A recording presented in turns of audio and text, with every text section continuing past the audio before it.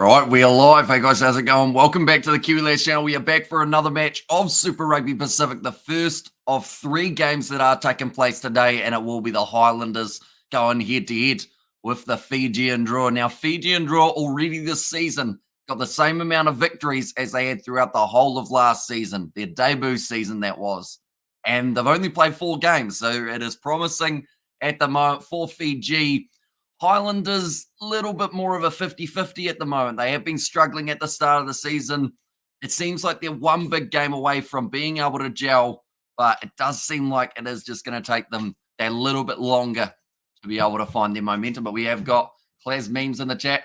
Also, we have got Kiwi John, Novmum, Padza, Joe, and here as well going for the Drua. And did you see the Gabba game last night? I didn't. I hear that there was a bit of a power outage or a power cut, though, that they would have had to deal with. Was that in the AFL or in the...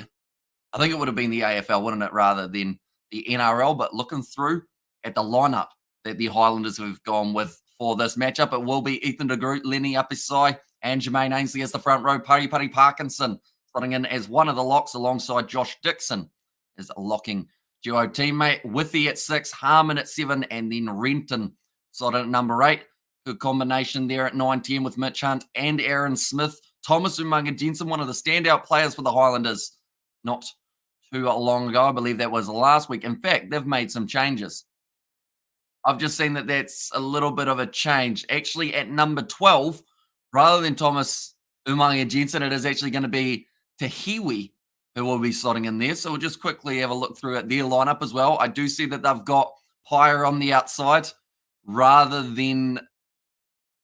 Yep, they made 2 changes. Jake Tahiwi at number 12, Fatuli Pyre at number 13. So that is one change that they've had to make for their starting lineup. And then Jonah Lowe, Bogado, and also Sam Gilbert still going to be the back 3. Looking through at the Fijian Drua starting lineup, it will be Tekeri, Ikanaveri, and Tawake as the front row. Nasila Sida and Rotui Solia will slot in as the locks. Joe Tamani played very well last week in the game up against the Reds. Salawa at 7.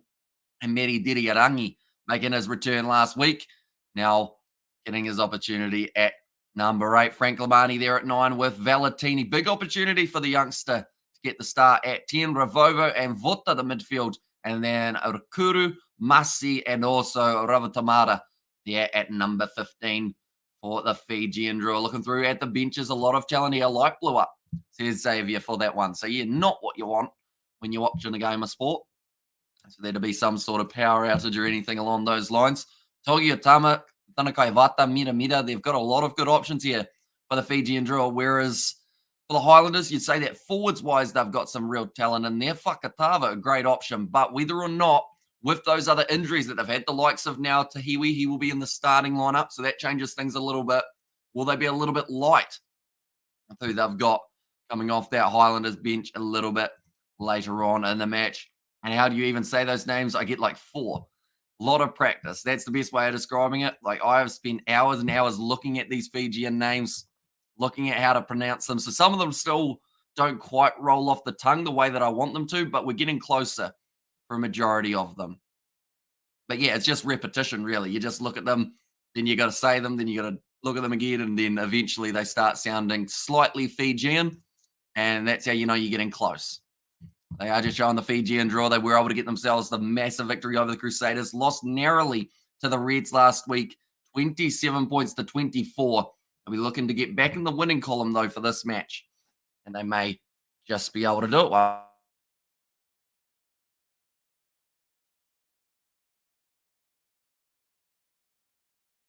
Now, I should mention, hopefully that was not muted at the time.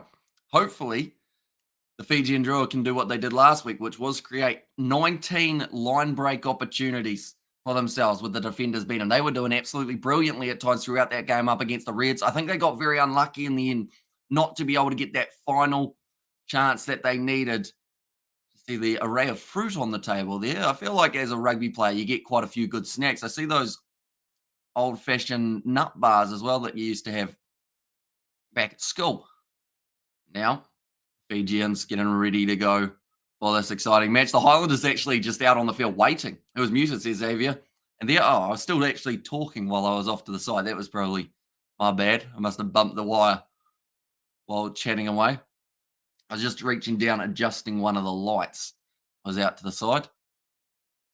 Now, the Fijian Drua making their way out onto the park. This game will be starting in a very short amount of time. The next game is Moana Pacifica taking on the Hurricanes, followed by Rebels taking on the Reds. We will also be covering the second game of the day. So the next game at 7:05, but we won't be covering that late night game. Instead, we will be sleeping, getting ready for the Bulls versus Ulster match. We'll be kicking off at 8:30 a.m. tomorrow morning. Frank Lamani certainly brings that X factor for the Fijian Drua. I'm looking forward to seeing this backline though, because they have made, like I mentioned, quite a few changes. They have got Kimu Valetini getting to start at 10. You've got Rakuro, out on the left wing. It's going to be Osefo Masi getting the chance out on the right wing. And the thing is, normally we see him in the midfield. So I'm wondering what kind of change that will be. It looks like Waisaki Naholo's boy will be running the ball out, although he's not really running it out. Oh, no, now he's off. He's decided to throw it. And then he gives the ball back to Waisaki Naholo. They're going to run to the halfway line. Looks like AJ just wants to go out there and have a bit of a crack. Maybe in the future, a few years' time, he will get himself the chance. But Paul Williams will be in charge of this one. Weighing out Winter and Kelly, the other three on the TMO. Yeah, kind of looked like AJ, the young ball boy, was actually getting ready to get started out there on the field. Probably can make the Highlanders squad depending on the injury scenario that they find themselves in. And that is something that unfortunately has happened quite a few years in a row. They end up with all these injuries. No, Roni Sal, that is true. Going to be missing from this game. Also, Ravatomata playing at number 15.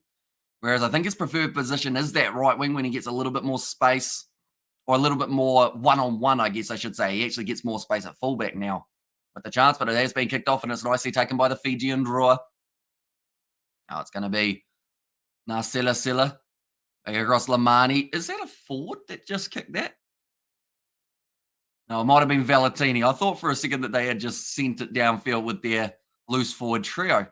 It's nicely taken by the Highlanders. Now Aaron Smith back across to the right-hand side. Not a lot of space here out on the wing. They've done well to be able to claim that ball. Once again, the Fijian Drua, though. It's bounced out the back. Lamani noticed it, though. Now, nice big bump off from Mosi Takiri. Now back into the pocket. It's going to be kicked downfield this time by Ravatomata. Nicely taken by Mitch Hunt. 40 metres out from the line. Fijian, says Robert Vale there. And that's the thing. If they win this game, that is more wins than they had all of last Super Rugby season, which is absolutely massive for them. It just shows the progression that they are currently making in the right direction. Great low tackle made by Rotui Solia. Will be Hunt. Oh, it's a drop ball from, I believe that was Broughton who's put that one down. The advantage will be in favour of the Fijians, but they look to keep it going now. It's a knock-on from them as well, and we will be going back. Guess who's back? Welcome back, Daniel. You are doing very well. 20 seconds in, and at the moment, the Highlanders showing some early nerves, couple handling errors at the start. Same can be said about the Fijians, though. But yeah, hopefully you are doing well. Got our bowling tomorrow, so I'll be able to find out how many of the team are keen for some sort of test. The thing is, there's a chance that it may end up being more of a preseason thing next year if we run out of days that have nice weather. Because if it's going to be frosty in the morning and then a little bit later in the day, you're a new member, Daniel. You've now got access. This sounds weird to say for the first time, but you've got an emoji of my face that you can now use in the chat, but also an emoji of George's face. We've got a inflatable All Black emoji. We've got a cat emoji. We've got a Christmas emoji because it was Christmas 4 months ago, but it's coming back around pretty quick. Rava Tomata now breaking almost through the line, finds the offload on the inside. Another drop ball, though, from the Fijians. And this time it will be a scrum feed for the Highlanders. I think it is probably safe to say we're going to see at least 10 scrums in this match, mainly because both sides, definitely the Fijian Drua, if they're looking to offload a majority of the 9, there we go, the Hamish George and the Kieran in there as well. I still feel weird saying that we've got a Hamish emoji. Do I have one up in the top corner? I do. There we go. That's the emoji that we are talking about. That's me looking confused, which is most of the time. And then this is George looking sad, which is quite a fun one. But yeah, We need to update the emojis. I think we need to add a couple more, I think. Now, Aaron Smith going to be feeding the ball in this game being played at Forsyth Barr Stadium. Front row needs to stand back up. Hold the space and balance. Comment from Paul Williams there. And also, I don't think I'm changing to pace bowling. Well, I think, sorry, I'm changing to pace bowling. Because what were you bowling? Were your offies or leggies originally, Daniel? Because I don't think I ever got to face your bowling. I kept on going out too early. And where's your mate Hamish says, Nick, he might be joining me for the next live stream. It depends on his work. If he finishes work early enough, he'll be joining me. If not, I'll either have a different guest, more than likely one of my parents, if I can convince them, or I'll be by myself for the next one. Both. There's Daniel. So why are you switching to pace? Is it that spin's not quite doing it for you, or is it just that you're preferring bowl spin? Because I actually went through a patch a little while ago. We got plenty of time to talk about this because the scrum's gone down again, unfortunately. Yeah, I used to bowl at the start of the season. I was spin, and then there were a couple weeks where I decided to switch to pace because I thought it would be the more effective one, and it wasn't going too badly for me. But then in the end, I realized that spin's one of those things that if you can get right, it can be extremely effective at the level of cricket. Alex, maybe is that because he struggles against spin?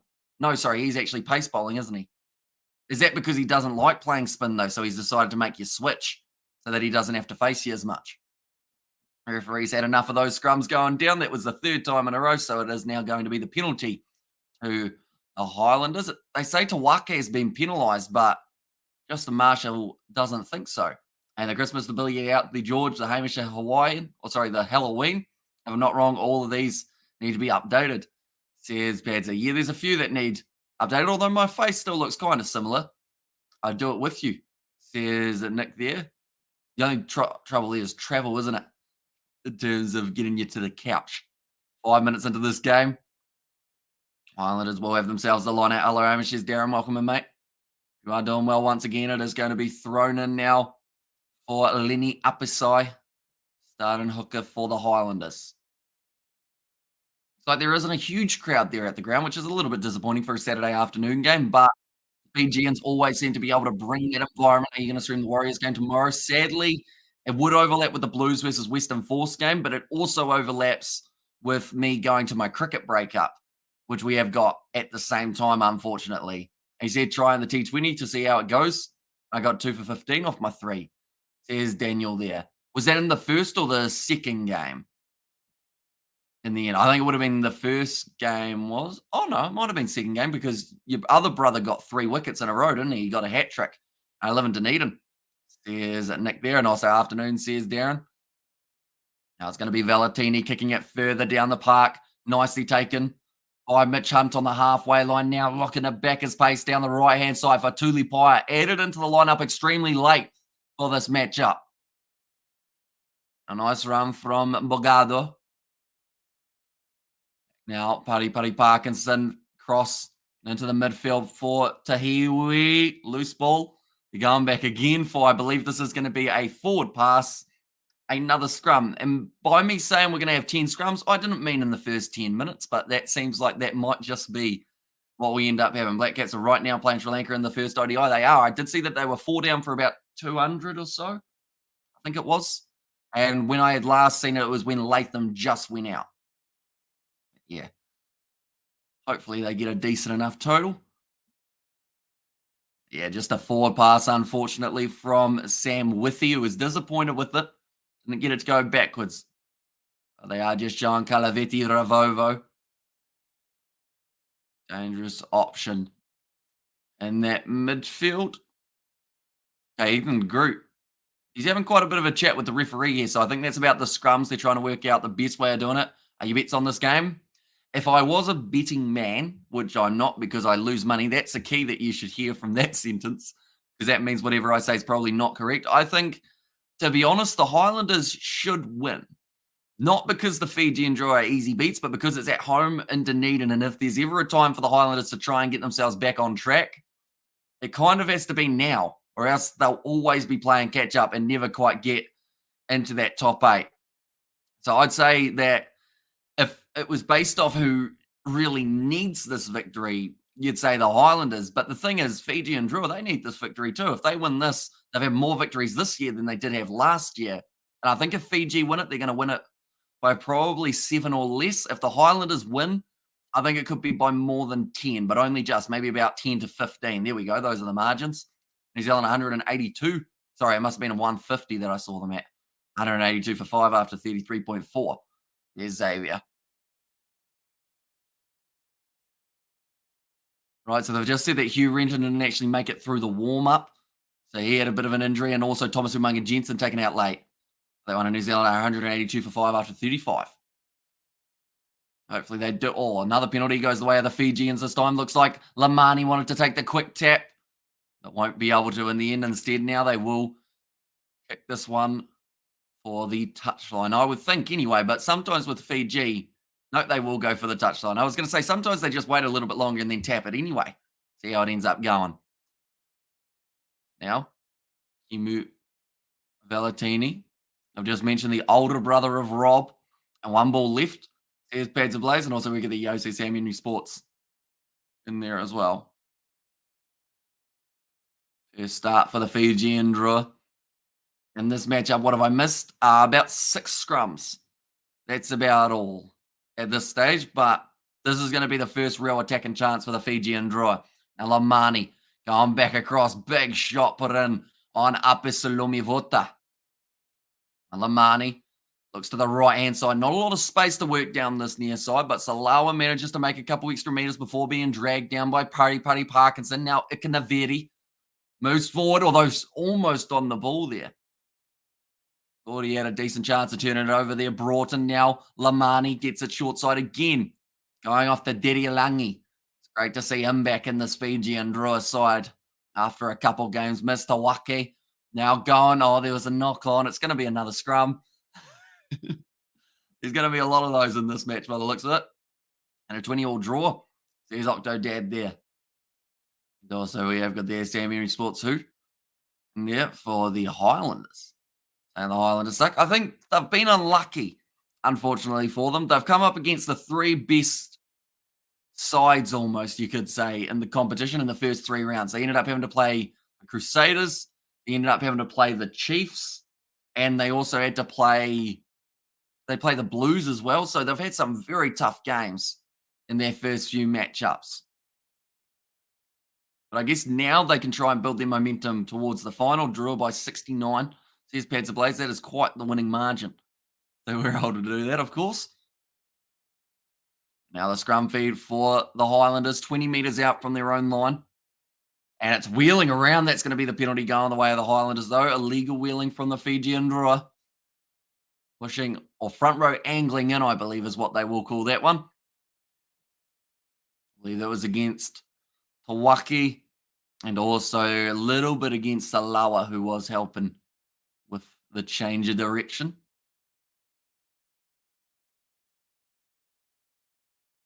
Mitch Hunt going to be able to boot this one for touch again. They've got some blasting tunes at Forsyth Barr, trying to make it a right environment for the people in attendance.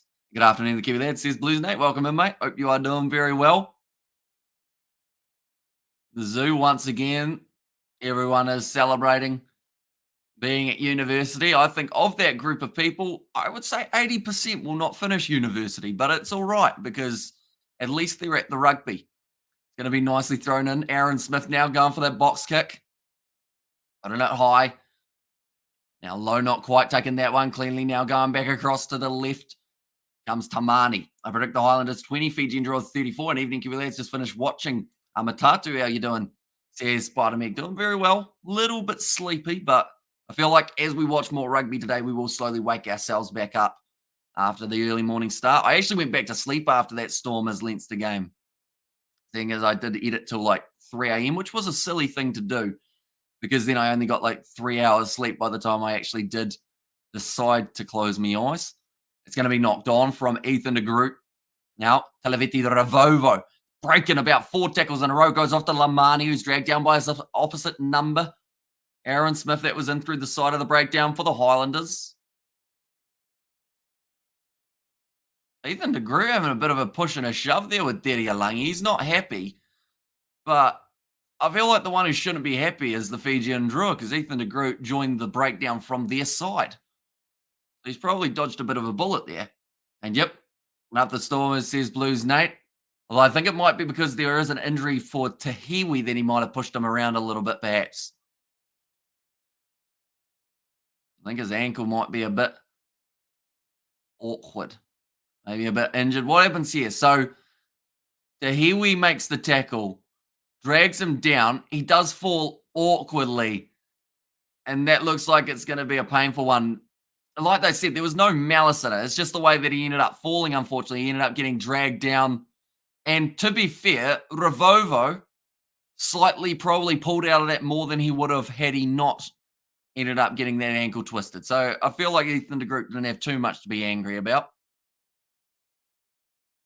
Like they said, hopefully it's just an ankle sprain for the youngster. He actually came in for Thomas Umaga Jensen, which is quite concerning because Thomas Umaga Jensen out with that injury before the game. And now they've lost another inside centre. It's going to be Connor Garden Bishop. Not a bad option to have coming out onto the field.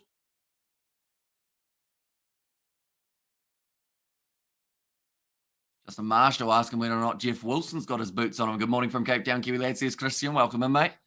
Hope you are doing extremely well and hope you're excited for the two games today. And also the Bulls versus Ulster taking place tomorrow morning. Us here in New Zealand. We will be covering that one on the channel. That is kicking off at about 8:35 a.m. New Zealand time.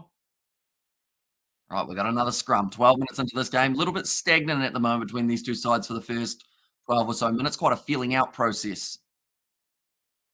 Now, as the Fijian Drua start to get their hands on the ball just a little bit more, I think we're going to get to see some more dangerous plays, just like they were able to do late in that game up against the Reds, just like they did up against the Crusaders when they got themselves the win in Fiji. But Lamani goes off to Tawake. Get a few phases together here. It was a bit low. The upper Salome Vota's done well to take it, but then the ball's been stripped away, and actually it's gone backwards in the end. So it's back into the hands of the Fijians with Meri Dirialangi. I got a bit excited before I said his name, and they're going back for the knock on. Reds is Rebels Queensland versus Melbourne and Bulavanaka, tuning in from Port Vila. Vanuatu says Koro, so welcome in, mate. You are doing very well. Do let me know your score prediction for this matchup. If you're not sure about a score prediction, who would you like to see win? Although, with the start like Bulavanaka, I think I could almost guess. And yes, the Tigers got a brutality check by my favourite Stormers last night. A good hammy, says Spider-Meek. It wasn't so good for the Canadian that put money on them because he was on our live stream and he was saying that he needed them to score less than a certain number of points, and they almost had that number of points at half time in that matchup. And they just by 10 plus for me, says Spider-Meek. Yeah, I think if the Fijians win it, it will be by 7 or less. If the Highlanders win it, it will be between 10 and 15 points that they win it by. And Warriors versus the Bulldogs, says Xavier. And 12 minutes in and no points. Interesting. Yeah, it's been quite a stalemate. But there's also been about 8 scrums, so they've used up a majority of the time. Big fin, though, from Upper Salome Vota. Inside ball, Lamani slides over. There you go. There's your try. And it's going to be Frank Lamani who does manage to get it. One attacking chance without a drop ball. All the Fijian Drua needed, and the crowd now at Forsyth Barr Stadium have erupted after seeing that try. That will give the Drua the early lead in this contest. Good afternoon from Fiji, says Ashwin. And also, there we go. There's Bads ablaze, but they went to the short side. Then just straight through Upper Salome Vota. Swatted away Mitch Hunt like he was a fly. And then Lamani slides in with momentum. Oh boy, says Spider-Mac there. A great try for the Fijian Drua. They will take the lead early this time. Hey, it's a Saturday doubleheader and a Sunday triple header, says Xavier. No way well. Yeah, so pretty much not even 30 seconds after. And they just go, nah, we got to change that. Unless they couldn't put the URC chance away. The Stormers, says Blues Nate. Yeah, the draw wasn't really what many people were anticipating. My video probably would have got a lot more hate if the Leinster boys didn't quite get, or no, if Leinster had won, I feel like it would have got more. I haven't actually checked to see what the comments are like after those first few, which were just pretty much people saying that both sides had a good chance of winning. But yeah, that thumbnail took way too long to make, even though it was such a basic one. I changed the thumbnail about 6 times for that video. And that is also one of the reasons why it came out at 1:30 or so rather than the 12:30 it was initially going to be. I spent an hour deciding on a thumbnail. Not strategic. 7-0 for the Fijian Drua. Nice kick goes over for them. And now Mitch Hunt kicks it off. Nicely taken by Salawa.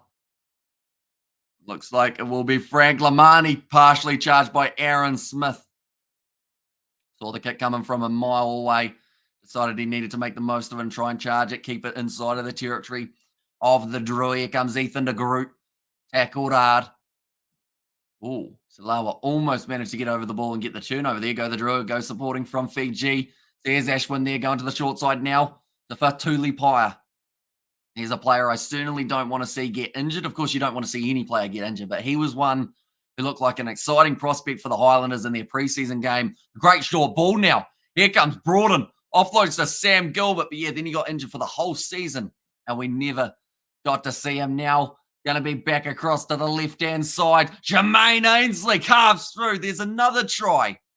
It's as if both sides were like, right, we're going to try and play a bit of chess for the first 13 or so minutes, and then after 13, we're just going to smash our heads on the chessboard until all the pieces go flying, the gaps start to form, and then tries start raining.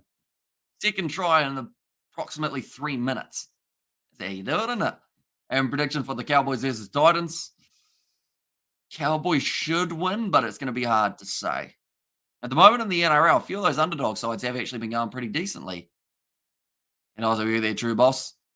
Awesome work, says Nate. And I was like, yes, says Spider Meat. But good run from Sam Gilbert. Also, great line break from Broughton, I believe it was, who initially got them rolling in the right direction. Then Jermaine Ainsley broke through and was able to get out of the tackle of Osefo Masi, who tried to knock it out of his hands. Didn't quite work out. And now the score will be 5 points for the Highlanders, 7 for the Fijian Drua. Still with a kick to come as well to make it possible 7-all. Just said that that's actually Jermaine Ainsley's first ever try. That's quite impressive because I swear he scored before, but he's waited a long time, making it worth it though in this game. It was a much needed one. Now Sam Gilbert going to be lining up this kick. And just trying to make sure this one goes over, and it does, straight down the middle, so that will now make the score 7-all. Between these two sides. Zoo like that one. Now 18 minutes down in the contest. Jermaine Ainsley breaking his way through. You can see the excitement from the Highlanders supporters. They need a lot more of that, though, if they want any chance of beating the Fijian Drua. We know how good the Drua can be in the last 20 minutes of a game. Sometimes in last season, that was when they slowed down and when their opposition had the advantage. But now for the Drua, that seems to be the time when they really put their heart and soul into what they're doing for the final few moments. And that's normally what can win them a game. We saw it up against the Crusaders. We almost saw it up against the Reds, but we did see it up against Moana Pacifica, which actually started this Fijian Drua's campaign off very well. Now, all's going to be fed in. Frank Lamani goes across again to Rotui Solia. Now, Nasilisila. His hand on the ball. Ball going straight through the hands of Kimu Valentini, but he's knocked it backwards, so it is going to be play on just for now. Calaveti Revovo has that one. Alamani. Oh, that was a risky pass from Takeri, but it does end up working out just for the Fijians. Salawa, close to the touchline, has been dragged down just inside of Highlanders territory at the moment on the halfway line. Now Rotui Solia gets himself another carry. Now Valentini back in behind again. Cut out past him. Up is Salome Vota. I'm going to wait for that one. This will be the first touch of the day for Rakuro, driven backwards. Manages to find the offload. Something the Fijians do extremely well. Now, wrestled down there, Lamani, and it becomes a penalty to the Highlanders. Knock on them playing the ball on the ground, and Aaron Smith takes a quick tap. Goes for the grubber in behind, and it goes into touch. They don't quite get that one right. Justin Marshall, very angry with Aaron by the sounds of it. I'm sure he'll have a chat with him after the game, but just didn't quite get that one right. Aaron Smith saw the space, but when he went to the boot, that is always the risk. The bounce of the rugby ball can be very rough. And also, we have got there, by the way, how's our cricket doing, Kiwi lads? What's the outcome, says Spider-Mick? I know that they are still in the first innings of that one. It's a loose ball and nicely taken by the Fijian Drua. So New Zealand currently after 37.5 overs are 206 for 5. And then the Sri Lankans still yet to bat in their match. But Connor Garden-Basher, the man who came on the field for Tahiwi, has now got another opportunity with ball in hand. Flings it wide to Fatulipai, who goes for the grubber in behind. Didn't really think he was going to be able to chase that one down, but it was more to get a bit more territory. And Sam Gilbert almost ended up getting the turnover penalty. Now available at the backup is Salome Vota.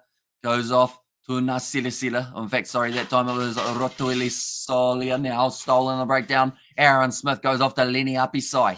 10 metres out now from the line. The Highlanders, Sam Withy, carving nicely. The Fijian Drua defence seems to be letting metres through just a little bit too easy compared to how they normally would. Now Mitch Hunt goes off, thinks about going the short side to low, but hangs onto it a little bit longer. In fact, it would have been Borgado waiting for it out there. Jermaine Ainsley, after scoring his first try, after taking so long to get that first one in his career, maybe he gets another in the same match. Smith back across to Withy. Got Jonah low next to him, almost consider reaching out. Now they will go short side. Billy Armand drops the head. 1 metre short of line again. I've been told not to use that one. Now Smith goes off to the Groot. He's over and the props are having a field day. That is going to be some brilliant work there from Ethan de Groot. Kept the body position low. Gets over the line. Let's go Landers, says Daniel. And also, hi, says K-Mum. And they're welcome in. And also, Sitivini has said Tosso Drua Tosso. Yeah, the Drua, they'll be disappointed with that because normally their defence, they only allow the opposition to make about a metre or two each time that they do have those big carries, whereas the Highlanders were making 3 or 4, and that was really putting them on the back foot. You'd assume that the defence throughout the match should slowly improve for the Fijian Drua, and Aaron Smith just picking his pass. Gets it off to the Groot. Salawa went low, but they just didn't quite stop him. Like Jeff Wilson's just saying, they lost a bit of urgency in their defense. It just seemed like it was a little bit too, not casual, but a little bit like they didn't expect such a threat. And also, are we live, Hemi? We are at the moment, I believe, Spider Mick. At the moment, yes. If you can see me, we are. And Sprung in the Toilet scores. Says Nazi Williams, I am Groot.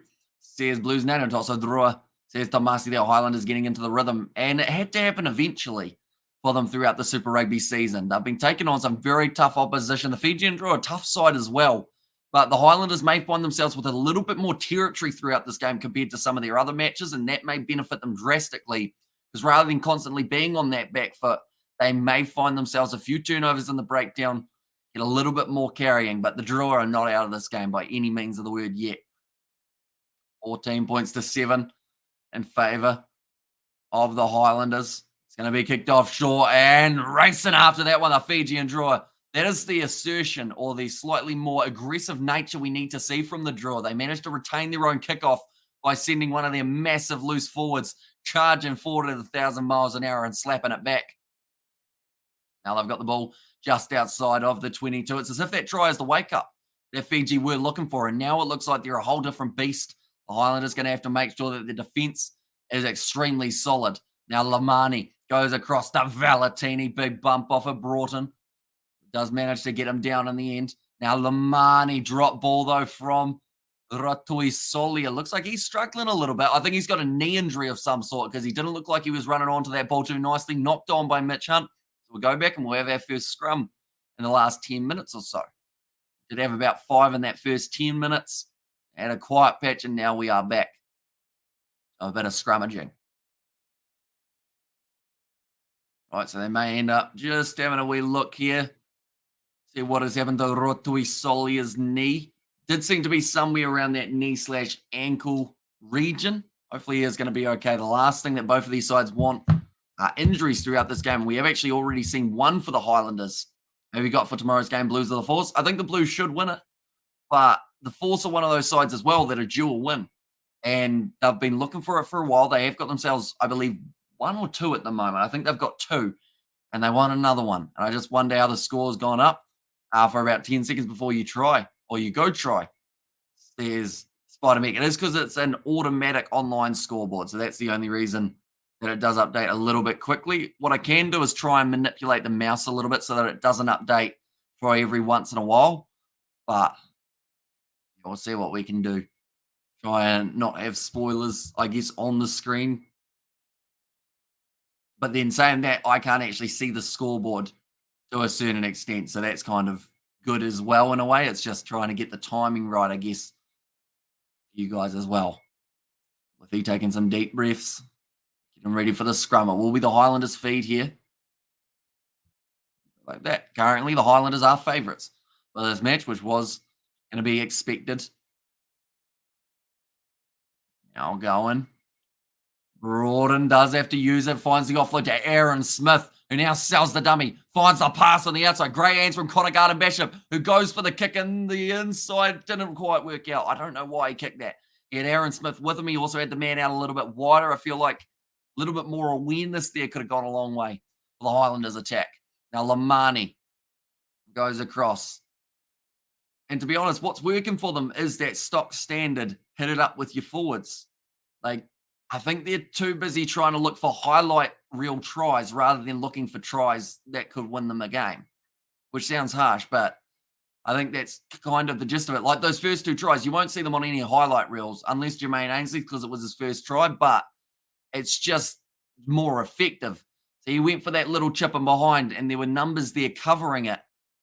So it was never quite going to go through unless he got an extremely lucky bounce. Lenny up his side. Be now throwing this ball in. Aaron Smith goes back across to Mitch Hunt. Jonah alone now. One of his first goes in Tosu, Tiko Drua, Wananavu Drua. There's Koro there as well. Are you excited for the sevens next week, Koro? I know that the Fijians, they're going to be in the same group as Argentina, Samoa, and Canada. And it's going to be a pretty awesome competition in Hong Kong. We will be covering that one on the channel as well for the commentary, alongside the Champions Cup, Super Rugby, and also maybe a little bit of Curry Cup thrown in there as well. And come on, Landers. Stop kicking the damn ball, you egg, says Spider Mech. Now looks like Mitch Hunt will be kicking this one for the corner. We've seen 4 tries against the Fijian Drua of the last 5. Amen for that, says Koro. But yeah, there are 2 really strong groups for the Hong Kong Sevens. In one group, you've got Fiji, Argentina, and Samoa fighting for 2 spots. In the other group, you've got Ireland, New Zealand, and South Africa all fighting for 2 spots as well. So there's going to be some intense matches, some important matches for the sides, but hopefully it does end up being quite a good one. And I mean to that, my friend, says Qatar and Argentina are whooping Fiji in the sevens lately. I mean, Argentina are in some fantastic form at the moment, and I think they're probably a real threat for the overall sevens title if they can get New Zealand to lose a couple of their matches. Of course, that's not an easy thing to do. New Zealand normally like winning, but in the sevens, anything can happen. And, you know, if they get knocked down and they get about 10th or 9th or somewhere around there, who knows how it's going to go. Now rolling forward with the rolling ball for the Highlanders. They were 5 meters out and still trying to slowly creep around the side.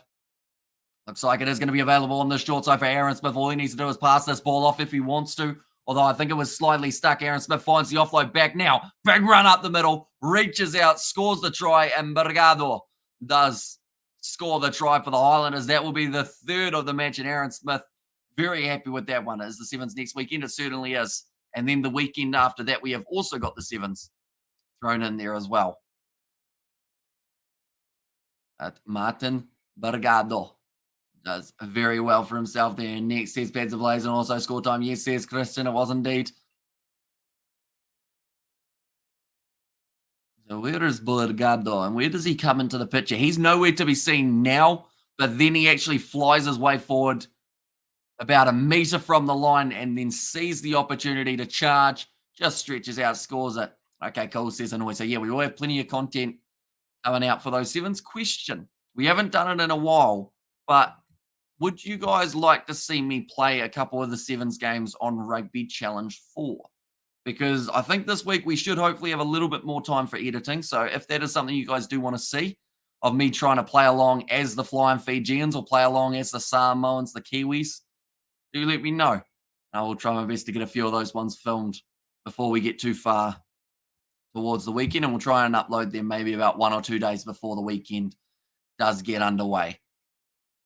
But Delgado, he had plenty of options on his outside. Mitch Hunt was yelling for the ball, but it was a good choice from Delgado to hang on to that one rather than passing out wide. The space was there, and he did manage to get the try. So now 21 points to 7 in the lead. The Highlanders find themselves with a nice lead starting to form. Fijian Drua need to try and kill this momentum as quickly as possible. Now Mitch Hunt does kick it downfield. He's sitting up nicely for Rabatamata, who's run onto it well. Mitch Hunt trying to make the tackle, and alongside him, it was a great tackle made by Billy Harmon. Now going, no. Tried to grubber it. What a silly goose. And now Sam Gilbert breaking through. Great ankle tap. Lost his momentum, but it's going to be the try anyway. Why is everyone trying to grubber today? Have we seen one work? Mistake massive from Kimu Valentini. Just gives the ball up. It sits up into Gilbert's hands like he's been gifted it. And then he just runs in, scores the try. Yes, please, Hamish, I missed them. There's Daniel Cox there. Sam Gilbert, he'll score his first try of the night. Fijian Drua have conceded another one. And just like that, why kick? You've got the men. Lob it over the top, worst comes to worst. But instead, went for the grubber. Surely they've watched the Highlanders try and grubber and seen that they haven't found success from that method. And then he looked at the ref to say, oh, what happened there? And then he just went straight through and scored. That's now going to make the score 28 points to 7, ladies and gentlemen. That did not work well for the Fijians. Just at that moment, I'm back, says Daniel Esty. Welcome back, mate. And I do see those George and Hamish emojis. And there again, yeah, boss players Argentina. Vamos. That's a good option. Perhaps we could end up playing. I feel like I'd love to play all those big head-to-heads, making a mini cricket pitch. It's a good option. I actually, for a bit there in our backyard, I had a full-length cricket pitch with some, it was, what type of wire was it? Or some sheep netting, I think it was. It's got a name for it, but I can't remember the name. But pretty much I had the netting behind it so that I could bowl, and then it would hit the net rather than going through and hitting the back fence, which worked quite well for a bit, although the pitch wasn't very flat because I didn't like roll it or anything along those lines. But now Ravatamara, you guys will be able to have plenty of fun with that, you and your two brothers playing backyard cricket all throughout the off-season. That's going to be a big run from Ikanaveri. Geez, that was a great run from a big man. He's made about 40 metres there. And now Lamani, I think that was almost playing the halfback. Yes, it was. No. Oh, yes, it is. And it's double blow of the whistle. It's going to be a yellow card now for Connor Garden Basher. I missed all the tries who scored so far, says Billy Harmon. Or sorry, not Billy Harmon, says Mr. Billy. So the tries that we have seen so far, we did see them scored by Sam Gilbert, Jermaine Ainsley, Ethan de Groot, and also Bergado was the last try scorer. Then for the Fijian Drua, the try was scored by, I know Apisalomi Vota helped set it up. Who got the last touch on it, though? Who scored the try? I think it was Frank Lamani. He did get himself over the line in the end. From the Highlanders from France is Sakyu Chan. And either we have got the still, or are we still first round? What's the table look like, Hamish? Says Spider-Mick. I actually don't have an updated one from last night, but I do have last night's table before the two games had taken place, if that is slightly beneficial. Pretty much the differences that we've seen is the Chiefs are now 5 from 5, so they keep top spot. Crusaders won their game with a bonus point, so they moved up into third at the moment. So Crusaders third, Hurricanes, Blues in fifth now, and they've still got their game to come. But the Chiefs sitting at the top of the bunch. This is an important game for both of these sides. The Drua, they're sitting in 7th. They win this game, which is going to be very tough to do now because a couple bad decisions did lead to a couple quick tries. But if the Highlanders win this game, they can find themselves actually in the top 8, believe it or not, if they win it by a big enough margin or get themselves that losing bonus or winning bonus point, of 3 or more tries than the opposition. And also Australian Pool C has it pretty easy. Pool D looks good too. New Zealand, Boxing Island. Yeah, that's going to be a tough one. And then Pool A, or whichever one it is with Argentina, Samoa, and Fiji. That looked like a 4-pass from Lamani, but they have got away with that one now. Tamani breaking down the near side. Good run from the big number 6. Like I mentioned, played very well in the game last week up against the Reds. Thinks the Blues still are sitting at 5th. Need a bonus tomorrow up against the Western Force, which is certainly doable. Just depends a little bit on how they end up playing and making a mini cricket pitch. And also, we have got their coach going to rip him a new one, and also the Georgia Davis emoji says, Daniel, I never get used to seeing those. It just seems weird that my face is there, you know? The Warriors or the Bulldogs, nice inside ball. The Api Salumi Vota, good carry forward. Now going off to the short side. Bravo Tamara joins up with the breakdown, or joins up with the back line, I should say, now down the short side. Yes, it's a try for the Fijians. The reason I said yes was because he got high shotted beforehand. So you kind of like seeing a man cross the try line when it would have been an advantage anyway. But it is going to be the try of Taniela Rakuro, who does manage to score it and get the Fijians just a little bit further back into the contest now. Great work. Big leg drive. First of all, from Ravovo, got the ball off to Api Salumi Vota. And then they went up to the left-hand side. Ravo Tamara breaking the line, getting it off to Rakuro. And it was the try, the Fiji. And yes, says Robert. And there's, like they've said, fantastic finish from the winger. But Ravo Tamara also helping out with that one. And also try for the Drua. Fire up, boys. There's Nate. But great work from Daniela Rakuro. He's not the biggest man in the world out there on the field, but certainly working hard. Like I've just said, actually, the try scorer for the final try up against Moana Pacifica. Now Lamani hits the post. It bounces away and it doesn't go over, unfortunately, for him. And Fijian Drua need to close down the gap before halftime to have a chance, since they are the most unpredictable team in the comp. Exactly right. If they're within 10 going into the second half, they've got a real shot of making their way back into this contest. But it's just getting to that within 10. That's the main thing. Aorakuro, a.k.a. Motopai or Motorbike. There's Mr. Billy there. And also we have got there Wananavu Drua, Tosotiko. Back to Warriors Bulldogs. I want to say the Warriors should be able to get themselves the win, since they've got some kind of decent-ish games recently played, but hard to tell. Unpredictable comp, that one. Kick long from Mitch Hunt. Still another 6 minutes remaining of that yellow card, and it's going to be Kitione Salawa. Takes it inside of his own 22. Now Frank Lamani looking to roll this ball back. And also we have got there, my Aussie mate told me at work, the Brumbies are the team to beat. What happened? The Satyrs made them look like second class, says Spider Mick there. Yeah, the Brumbies, they've had a mixed bag, haven't they? Because they were undefeated up until that match. That match, yes, they were missing a lot of their big players, which I think is what a lot of people will say about that game. But even the players that were remaining just didn't quite look like they knew how to handle the pressure that the Crusaders were creating. And yes, the Crusaders in the end probably didn't win by as big of a margin as some expected, but I think there's still plenty of work to be done for the Brumbies in terms of building up that depth, so that if they do lose their big players, they still have someone who can go in and win them a game. Nicely thrown by Lenny Apisai. Now 40 metres out from the Fijian line. It will be Sam Gilbert. Got to try just a little bit earlier on in the contest. Over the ball, no. With hands down first, though, they've said. And the penalty will go against Meri Dedialangi. And the Highlanders, they might consider taking the 3 points here. They have got the man in the bin, so it would use up a little bit more time. And what does Mitch Hunt want to do here? Looks like he's kicking for the corner. Once again, it seems like the Highlanders have found this newfound aggression, which is something they actually didn't need, because taking 3-pointers is great, but in a Super Rugby competition, 3-pointers don't really win you that many matches. Unfortunately, they might get you that last-minute whistleblower that secures the deal, but sometimes it just makes it a little bit too challenging when you're trying to play catch-up with threes. Also, the Drua team might have a comeback. I think they've still got a good shot. At the end of the day, this Drua side have proven time and time again. They've just shown the replay. Meri Alangi got very unlucky there to get the penalty against him, because he actually had his hands on the ball, and then once he had the ball, that was actually when he went down. So, unlucky for Meri Alangi, and now it's given the opportunity to the Highlanders to try and get themselves a last-minute first-half try.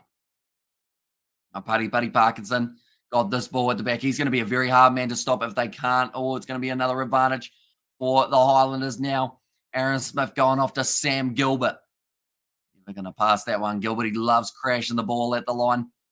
Hoping for the chance of getting himself the try now. Lenny Apisai. Tackled by Nasilasila. Back to the right. Smith. Jermaine Ainsley looks for the pass. Doesn't quite end up finding it. And then we'll go back for the penalty again for the Highlanders. Playing Fiji, go for the driving maul all day, even with 13 on the field, says Debater in there. And I think it's also the fact that they need that the winning bonus point for 3 or more tries than their opposition. That is something they almost have to chase in every single match for the rest of the season to really have a chance of getting up there. But it's quite surprising for the Highlanders because, to be honest, where they sit on the table, they aren't out of the hunt for the top 8 at this point. Because if you look at the Highlanders, and if they win this game with a bonus point, let's say, they'll move up to 9 points. That will actually put them up to 8th. If the Western Force lose to the Blues by more than 7, all of a sudden, Highlanders are in the top 8, and a side that looked like they were really going to be struggling will be right up there. Similar with Moana Pacifica. Now, they can't quite find themselves in the 8 for this week, but if they can somehow cause an upset up against 3rd place, actually 4th place now because the Crusaders have leapfrogged them, if they can beat 4th place Hurricanes, they'll be up there. And anyone's game, what we'll call it, definitely with the start that we're seeing from the Crusaders, not getting themselves those early victories, means that anyone can get those extra few points. Now Lenny Apisai with 15 seconds left in the first half. Aaron Smith willing on his side. Make those few extra meters. They're going sideways at the moment, the Highlanders. The ball's come out the back. Going to use it for Tuli Paya. Receives it 5 meters out from the line. Withy on the left-hand side of the field now. The Highlanders, they've got momentum going forward. Mid-junk goes through, and it's another try for the Highlanders. That will put the bonus point back in play at the moment, but 33 points to 12 may be the score that we're looking at halftime, if not maybe a little bit higher. Mitch aren't very happy with the way that one ended up going. 1 minute, 20 left of the yellow cards for the Highlanders. They did concede a try, but they did score one while being down to 14. And Blues are the Force. I think the Blues should win. Definitely because they'll be frustrated after their game last week up against the Crusaders. But it's always hard to tell because the Western Force, I think, have one really big upset in them per season. And I don't think they've had that upset as of yet. So it's normally when they beat a New Zealand side or when they do very well in a game up against an Australian side. Oh, no. Paddy Parkinson injured again. He got injured last season, missed most of it. He's got injured this season now by the looks of it. The Highlanders are just running so low on players due to injury after injury after injury. Makes it very hard to find their momentum, which is why these early tries could be absolutely massive for them. Now Sam Gilbert, line up this kick, and it's just away to the right-hand side. That'll be halftime in this contest. 33 points to 12 in favour of the home side at Forsyth Barr. Still second half draw, boys. Says Blues Net and also the Blues of the Force. And up the Warriors. Says it was Tahana there. What we're quickly going to do, though, while we're at halftime, is we're going to see just how far out of this match the betting odds feel that the Fijians are. But I don't think it will be massively out. To be honest, like they're $21 underdogs, and you can no longer put money on the Highlanders. I don't believe you can actually put money on the Fijian Drua either for just the match result. So that kind of tells you that TAB have got a little bit of a prediction that the Fijian Drua should be able to get back into this contest just a little bit. We've seen 7 scrums throughout that first half, I should mention as well, but the Highlanders having 57% of the possession. Highlanders win probability, though, does sit at 96%. So there's a good chance that they walk away with the victory. 3%, though, in favour of the Fijian Drua. For this one, looking at the tries, we've already seen 5 from the Highlanders compared to the 2 of the Drua. 4 conversions successful, just that last one missing from Sam Gilbert. No side has attempted a 3-pointer, nor do I think they will throughout a majority of this matchup, but we have seen 6 penalties conceded against the Fijian Drua, which is probably the number that has been costing them the most at this point of the contest. And also, a couple other stats that we have got is the yellow card for the Highlanders. That was actually only their second penalty that they had given away, and they already found themselves with that yellow. Currently, lineouts 1, 7 from the Highlanders, 5 from the Fijian Drua. And we had the first 13 minutes of this game where just no one was scoring. And then all of a sudden, both sides scored within about 2 minutes of each other. Certainly added to the scoreline. But do let me know, ladies and gentlemen, do you think the Fijian Drua can mount a comeback in the second half? Whether or not that is a win, maybe different story. Depends on how early I think they score that first try. But do you feel that they will be able to get a decent way back into this contest when it does come around? And also, what a biased ref says Waitaha in there as well. See, this is where if I wanted to troll a little bit, I'd be like, yeah, how dare he give the Highlanders a yellow card after only giving away 2 penalties? But I won't. I won't do that. Although that last decision that led to the final try of the half of the Highlanders was a little bit unlucky for Meri Deri Alangi because he did get that ball clean, but he was penalised for off his feet. The only reason he was off his feet was because he had the ball and he was about to roll off to the side. The position stays at all, Hamish. This will be a Landers win, says Daniel, and nope, says Debater. And there as well. Yeah, I think first 5 minutes of the second half, we're going to see a Fijian Drua try because I feel like that's normally what they'll end up doing. They'll come out second half absolutely firing because they'll be annoyed that they conceded 5 tries in that first half. In fact, looking at their previous games very quickly, we're going to go here. We're going to move that tab over there. There we go. We're going to look at Super Rugby because I believe already in this match, they've conceded more tries than a majority of their past games and also conceded more points. Last week, they did end up losing 27 points to 24, so conceding 27. The week before that, they conceded 24, but they did end up victorious in the process, getting themselves 25. The week before that, they did end up conceding. Okay, they conceded 46, so that is the most points that they've conceded this season. Game before that, they ended up winning it up against Moana Pacifica 36 to 34. So this is the third most points that they've conceded, but the most points that they have conceded throughout a first half of rugby so far throughout Super Rugby Pacific. And when my Blues in action, they will be in action tomorrow afternoon at 3:35 p.m. We won't be covering that game on the channel, sadly. We have got a cricket breakup that I will be going to instead. But yeah, we will be doing a late night game probably between the West Indies and South Africa. That will be at 1 a.m. the next morning, on Monday morning. We will be covering that one on the channel. And then after that, I think we got a bit of midweek cricket, if I'm not wrong, and Fiji Drua boy, there's Junkbot in there as well. So I mentioned about doing some Rugby Challenge 7s, ladies and gentlemen, and it seemed like some of you guys were keen. So out of the matches that we've got coming up for the upcoming Hong Kong 7s, which matches would you like to see us do on the channel? So in one pool, there is Argentina, Fiji, Samoa, and Canada. There's a few dream matches that we could end up possibly filming for that one. In another pool, it is South Africa, New Zealand. I was about to put up my third finger and then forgot about this. So we'll go like this, Ireland. And then also they've got another team who I can't quite think of. I think it's Kenya, actually, that they have got as the fourth. Get George to commentate the Blues game. I don't think he's available. I think he's going to be working Sunday, unfortunately. And maybe the Drua team might get more goals in the second half, just like they played against the Rebels, says Kalepi. Very true. They do normally have some sort of comeback in them. The second half, and Drua could be dangerous when they reach the 50-minute time, says Ratu. And go Fiji, says Nelly there, and Fiji Drua boy, says Junkbot. But yeah, I think it's certainly going to be a better second half from the Fijian Drua than the first half. They had that first half, little bit lackluster at times. Their defense at moments of that first half just didn't look like they were quite as awake as they normally are, if that makes sense. Like normally the Fijian Drua, the thing that they pride themselves on is that defensive line being able to stop the opposition, and then it's just like hitting a brick wall, and they just seem to be able to stop them for quite some time. Whereas in this game, it seemed to be a little bit of a different story. The Highlanders just manipulated it. And I think that might have been because they got the turnover just beforehand, so maybe that made it a bit harder. and go Fiji, go Fiji, go Fiji, go Fiji, go Fiji. Fiji, woohoo, says Nelly there. Speaking of Fiji and Fijians, we're going to do a regular halftime check on the Fijian Drua halftime, and that is going to see what Vinaya Habossi has been up to.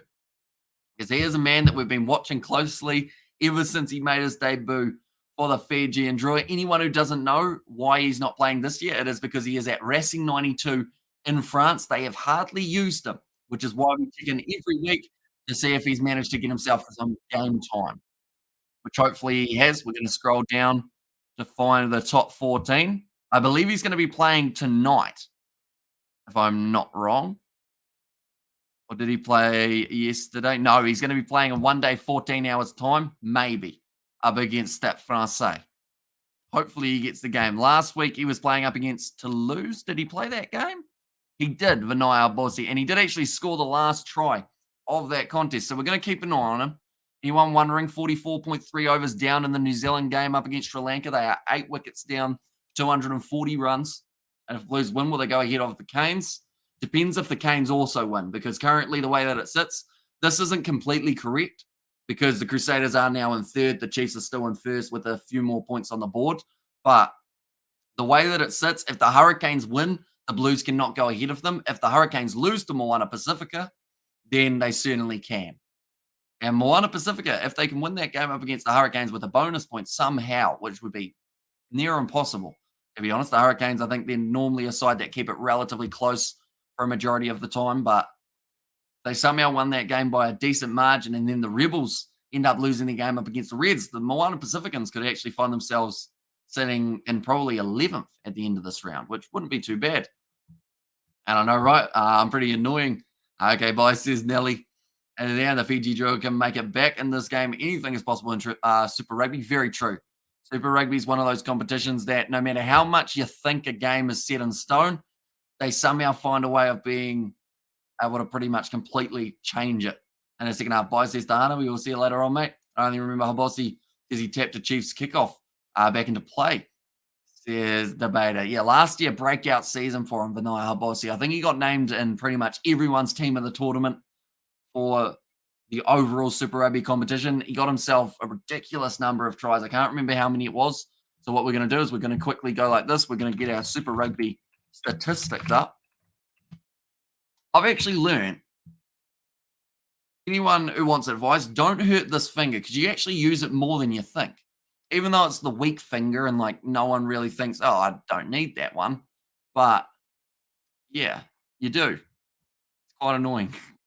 Where are we? We want to go to 2000. And how do we find the old matches?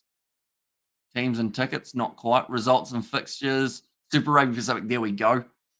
Player stats. Vinaya Habossi, what did he do? He got himself... Where is he? Did he not get more than 7 tries? Vinaya Habossi, he's not in the top rankings. Where is Habossi? There he is. Defenders beaten. He beat 56 defenders. That's actually the first stat that I've been able to find with him. Meters carried, he had 1,174. Only beaten by Manasa Mataele, Will Jordan, and Lester Whainānuku. Also, offload-wise, I think he made a few of those. Tackles, he didn't make the most tackles. That was actually Christie, 246. That man was on fire last year for Super Rugby. In fact, while we're at it, we might as well check this season.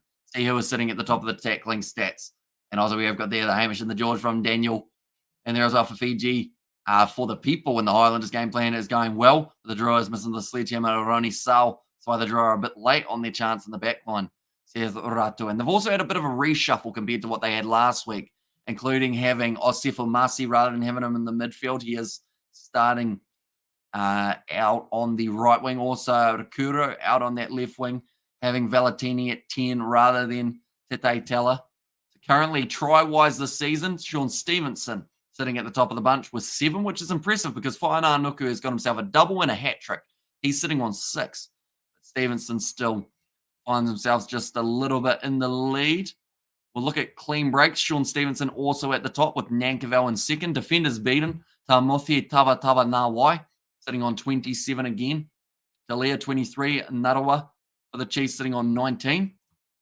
What else have we got? Meters carried. So Tutu actually having the most meters out of any player in this Super Rugby competition so far with 517, which is very impressive as he is one of the big forwards for the Blues. Stevenson sitting there on 486 meters gained, and Tom Wright slots in next at 468. Offloads, so Tutu's had the most alongside Namajuanenawasi, and then also most points has been scored by Geordie Barrett on 47. Most tackles, Tom Christie at the top of the bunch with 83, even though he has only played, I believe, 4 matches. If I'm not wrong, maybe 5 matches for 83, but still a whole 20 ahead of any other side, and that is including the Brumbies, who have actually already played their second game. I'll see you soon, Hamish, says Daniel. We'll see you later on. I'll be amazed if the Highlanders reach 50. Like, you'll be amazed in a good way, or amazed as in you don't think they'll get there? I think they've got a good chance at the moment to be able to tick off that possible achievement. But I think the Drua might also find themselves sitting in the mid-30s if that is the case, because they've still got 1 or 2 just around the corner. I would think what I'm quickly going to do is look over there. It's not there. I was going to quickly charge my phone as it is on 1%. And how are we going to keep track of Vinaya Habusi? We have not got any charge left. And they get there. There's Mr. Lerm. Speaking of get in there, second half, not too far away now, ladies and gentlemen. Do let me know, you know what? Exact player, second half, first try. Who is everyone going with? Now, the Highlanders, I believe they will still be down to 14 for just a little bit of this half. I'm going to say the first try of the second half is going to be scored by Apasalomi Vota. That's my prediction. Even though the Drua haven't scored the most tries in this matchup, Apasalomi Vota, first try of the second half. See if he can do it. And sup. Says Amelia, welcome in. 2 tries so far for the Fijian Drua. Lamani scoring in the 14th. Rakuro scoring in the 35th. Then for the Highlanders, we have seen a try from Jermaine Ainsley. Ethan de Groot also alongside him. We have seen... Who was the third try? I know that Sam Gilbert was the 4th. Third try of the match was not Mitch Hunt. It was Bergado. And then also Mitch Hunt got the 5th. My friend Emily is going to her first ever Rebels game tonight, but also her very first rugby game. Says Amelia. Is she going to be allowed to use the drum, Amelia, or is that reserved for more experienced drummers? I guess in that case, defenders beaten. We've seen 9 defenders beaten so far by the Fijian Drua, so they've still shown that they've got a very good chance of getting through the defensive line. It is just more of the case of what you do once you get there. Amelia says, Novmum. Okay, welcome in, Novmum. Did you end up going to the final between the Chiefs and Matatu? And also, no drum this week, more flags and banners, though, says Amelia there. Fijian tries, like I mentioned, they've got 2. They need a lot more because already in that first half, we do see the Highlanders sitting with their bonus point. That is for 3 or more tries. Now, we also see Pari Parkinson is going to continue this match, so he must have got some very good physio during halftime. Looks like he is going to be all right to continue the match. No, I didn't too tired. Just watched it at home. Says Novmum. I don't actually know who won that game, to be honest.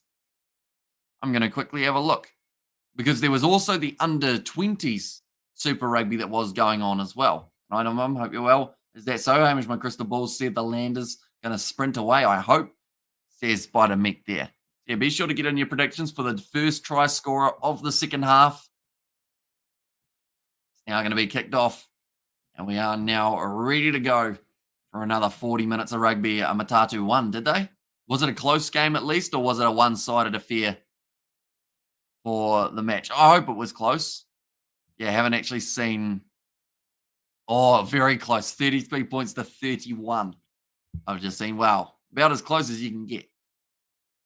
That one. Also, for anyone wondering about the under-20s New Zealand side, they are actually still playing. The Blues are playing the Hurricanes as we speak. And full time, the Chiefs were able to beat the Crusaders in the under-20s, so that is a big result for them. We'll go like this. Also, we saw the Fijian Drua under-20s beat Moana Pacifica, 33 points to 26. And then the Highlanders were able to beat the New Zealand Barbarians under-21 side there as well. So they received 3rd in the youngsters as they're a pathway of Moana making the quarterfinals. They definitely need to cause a couple upsets up against New Zealand sides because I think if they're just relying on beating Australian sides, they probably won't end up with enough points. They need to get a couple wins up against Kiwi sides, whether it is up against the Hurricanes today, maybe next week or the week after. They need one soon, but that is something that they could do to definitely help their chances. Currently, they're fighting probably with the Highlanders for that quarterfinal spot. I know I'm still going to be chanting till my lungs give out. Says Amelia there. And good luck, Fijian Drua. Cheers to the Highlanders. Just be careful. And Manawa missed the penalty goal right on full time. Says Nov Mum there. Those ones always hurt, don't they? That's similar to the French versus New Zealand game of the Rugby World Cup. Now it is going to be Lamani feeding the ball into the left-hand side now. A big run forward from, I believe that was Osefo Masi, but the penalty goes against the Fijian Drua. Once again, the Highlanders managed to get into that breakdown early. They do win the penalty. But yeah, anyone wondering about the Blues under 20 versus Hurricanes under 20 game? Currently 53 minutes through. Hurricanes are down 22 points to 33. Chunt having a bit of a chat to his teammates. Once again, they will be kicking this one for the touch. As you would when you are about maybe 35 metres out from your own line. Not quite kicking distance. Ball does go into touch. Good kick downfield from Mitch Hunt. Now about 35 metres from the Drua line. Novman, that's good. Says Amelia there. That's well done by Sam Gilbert. Get over that ball. Even though he's one of the guys in the back line, still actually commits, I would say, to more breakdowns than some of the forwards. I was trying so hard not to yawn then, and it still ended up getting me. My ex, Amy Do, I called her, won the game today. Matatu there. Now rolling forward quite nicely. They've been told to use it once. Now Aaron Smith going to be available for him. Goes off to the left-hand side. Sam Gilbert, first receiver, once again crashes into the line. Salawa went for the turnover on the breakdown unsuccessfully. Now nice ball off to Connor Garden-Bishop. Needed to find his pass on the outside to Jonah Lowe, who has been very underutilised in this match compared to a lot of the other backs for the Highlanders. He's been searching for the ball. He just hasn't really received it. Now Ethan de Groot 5 metres out. Now Aaron Smith goes to the short side, snipes himself. And that is going to be the try for Aaron Smith, which no one predicted. No one put in fact, no one actually put in a player who they thought would score the first try. The half other than myself. Aaron Smith was not the man who I said in second half is where the draw fires up. There's Mr. Billy and Sui. There's Daniel Eastie. And there as well.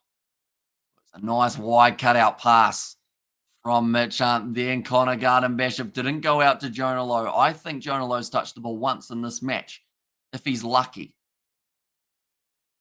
I think he said it once. I remember saying his name in the first half. Other than that, he really hasn't had it. I told you so, says Spider Mick. But you didn't say Aaron Smith, did you?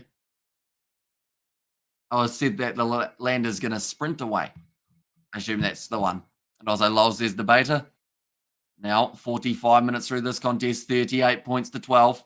Connor Garden-Bishop certainly loves the camera. That is for sure.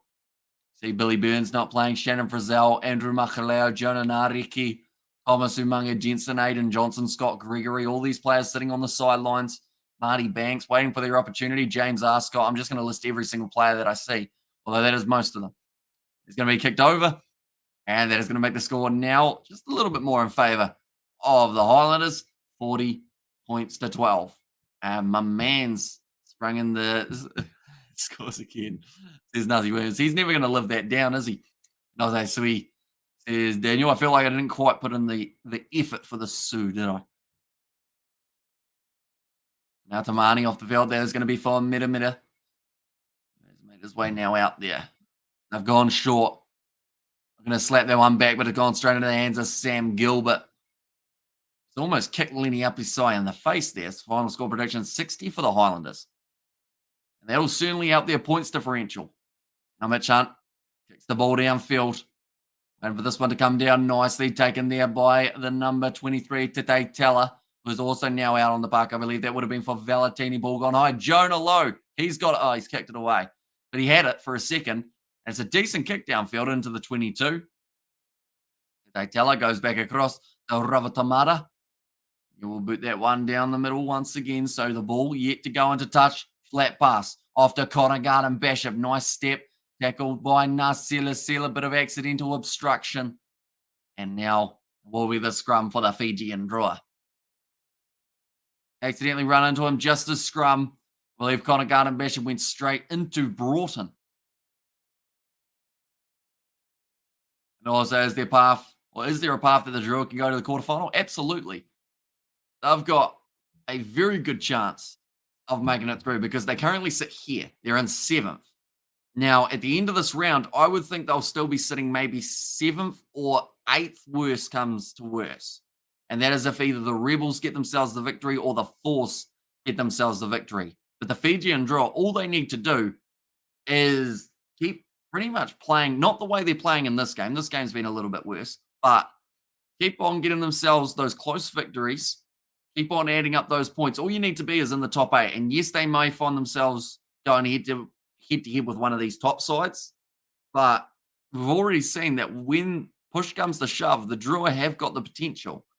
And it's just about getting it right in games. So, yeah, they're still well and truly in the hunt for the top 8. Up to Teller. Nice. Wide pass. This is a lot of space starting to form now for Calaveti Ravovo. Falls awkwardly, but does manage to slide through so that the knees don't get damaged. Ikanaveri now breaking the line. Ethan Agru has to jump on him. Now Lamani back across to Tete Teller, who I think has already had a bit of an impact on the way that the Fijian Drua are playing, although that's going to be a knock-on in the breakdown. Unfortunately, now Aaron Smith goes for the kick of mine, looking for the 50-22, and it slowly drifts towards the touchline, still curving. Nice work from, I believe that would have been Osefo Masi, who got back for it. Wide cut-out pass again. That is a Fijian specialty, although that is not. He's dropped the ball. And it's going to be the penalty now in favour of the Highlanders. I think straight away Bargado was actually asking for the yellow card as the end of the road for the Drua. Says Spider making a little more urgency at the breakdown, says Debater. There as well. Right, looks like they are going to be kicking this one for the corner again here. The Highlanders, the Fijian Drua coach just scratching his head going, what's happened since last week? Now the Highlanders, once again, they will be looking just out from the touchline, or sorry, from the try line. Difference in points is massive. Sorry, in penalties. 8 penalties against the Drua, 2 against the Highlanders. So the numbers certainly not in their favour in that department. Handling errors, I believe, will be relatively even. That one is going to be a loose ball. Delgado was not happy with it.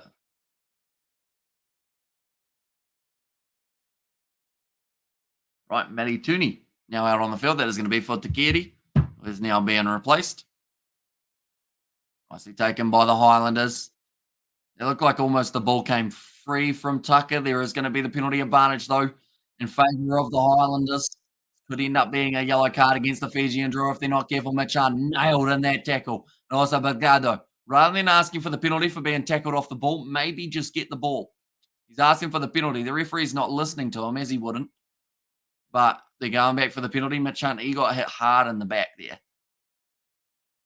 He got the ribs well and truly tickled by the Fijians, probably winded at this stage. Currently 50 minutes through.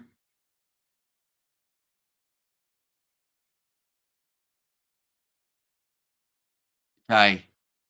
Seems like Paul Williams just given the last warning. Matawalu now out on the field. That is for Kuro.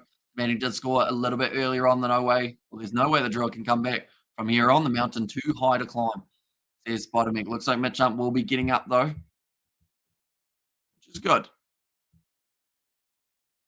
Although that actually looks like Rakuru's going off due to an injury rather than just being sub, which is something you don't like to see. But Penny Matawalu now making his way out there. So they've gone with the 2 9s as the option.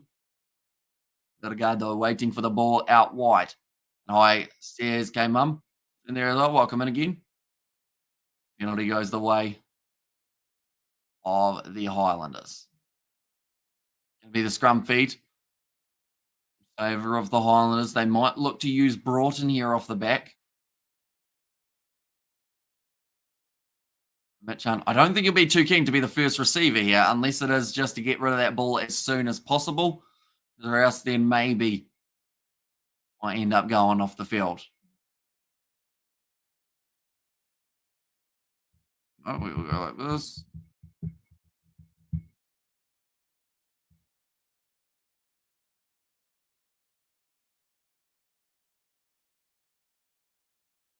Right, big push coming here from the draw, but bigger one from the Highlanders. All the advantage ends up going in favour of them. This might end up being a penalty try. Just the penalty. That one, George has said hi as well. Welcome in, George. With like the 17 messages.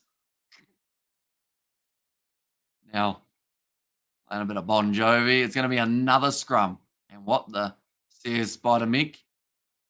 George wasn't sure whether or not we saw it the first time. So he had to make sure that he put it in again, just in case we missed it. Yeah, they're just showing that scrum. It got to the stage of being a complete mess. They weren't sure whereabouts the ball was, but now they're going down for the scrum again. Right, I have got confirmation from George that he will be unavailable for tonight's live stream. Thank you, says George. You do know I read all the messages in the chat anyway, George. So if you put it once, I still would have seen it. But, yeah. Technically, don't know if it was the best plan. 28 minutes remaining in this one now. The Highlanders looking for that big push again. And they've got another advantage. This is getting very close to a yellow card. Aaron Smith goes off to Mitch on short border for Tulipai. Now back across to Smith. Nice wide cutout pass, and it's Jonah Lowe now. That almost looked like he threw the ball at the line a little bit. They might check the replay. He doesn't look like he's celebrating drastically here, Lowe. Might be happy enough. It'll just be hoping that they don't show a replay. Unless it bounced free, of course, after he touched the ball, which could be the case. But the third of the season now for Jonah Lowe. Brings up 45 points now on the board for the Highlanders, and this game's just getting that little bit more one-sided.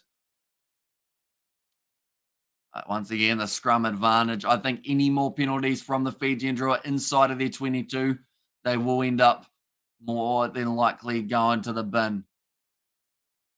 Yeah, I think he got it all right, Jonah Lowe. We're just going to see it grounded one more time. I think it was just the way that he put it down. He ended up kind of roughing it. Yeah, he's fine. Got the grounding good. And it is going to be the try, 45 points to 12. Now, this game's getting a lot more one-sided than a lot of people would have liked to see. All right, we'll go like this. And like this. There you go. Right, Daniel Leonard-Brown